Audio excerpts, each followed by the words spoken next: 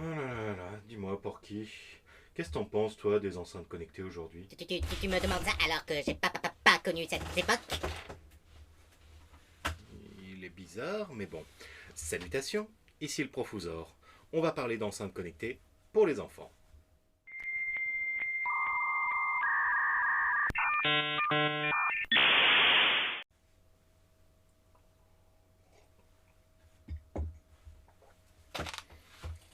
Radio France et Bayard lancent une enceinte connectée pour enfants.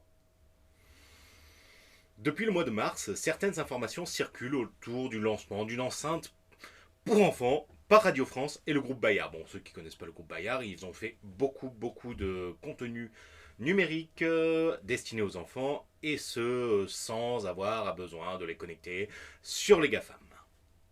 Mais bon, les deux organisations ont confirmé leur partenariat et visent désormais une commercialisation à partir du mois de septembre. Donc c'est encore en cours et l'affaire est à suivre. Ça m'intéresse quand même beaucoup. Comme le précisent les Échos, les deux entités ont fondé une co-entreprise pour l'occasion dénommée la Chouette Radio. Vendu 80 €, cet objet, baptisé Merlin, cible un public d'enfants âgés entre 3 et 10 ans. L'objectif est clairement affiché, proposer un contenu sécurisé qui peut convenir à ce très jeune public. Sécurisé, ça reste à voir. Une alternative au GAFA et à Spotify. En tout, les deux groupes vont investir 350 000 € dans cette initiative, tandis que la Banque des Territoires y consacrera 1,4 million d'euros. En mettant en commun leurs compétences, les deux organisations pourraient en tout cas frapper fort. On sait en effet que Bayard dispose d'un catalogue très fourni de publications destinées aux enfants, et de son côté, Radio France et ses milliers d'employés est une valeur sûre en matière de production audio. Oui, c'est vrai que le groupe Radio France, il y a quand même beaucoup de compétences là-bas, et on va pas du tout s'en cacher.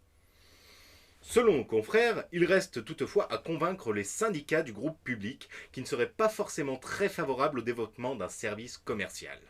C'est vrai, Radio France est une entreprise publique, donc si on commence à faire du partenariat public-privé, l'histoire nous raconte que c'est pas tout à fait très bon. Mais bon, c'est quand même bien de proposer une alternative. Enfin bon.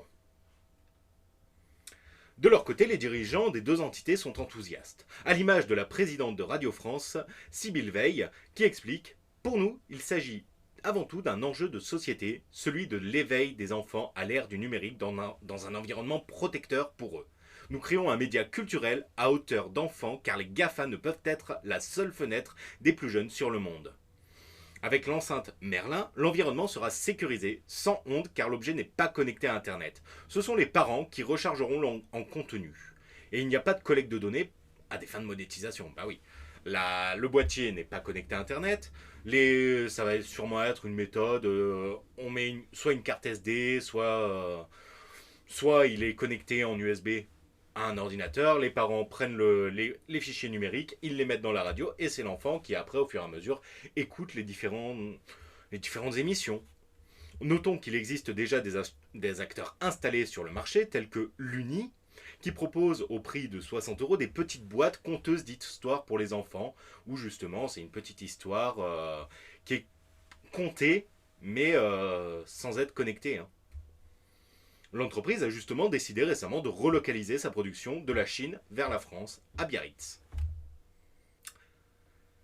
Des alternatives comme ça, c'est assez intéressant, puisque aujourd'hui les enfants n'ont pas trop le choix s'ils veulent voir du contenu numérique.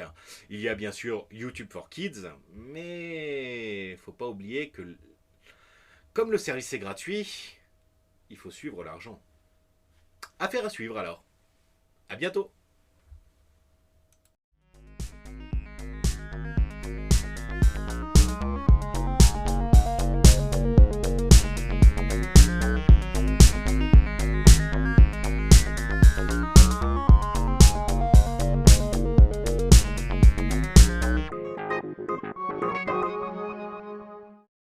Plus jamais tu me fais ce coup-là, d'accord? T'es pas censé être vivant.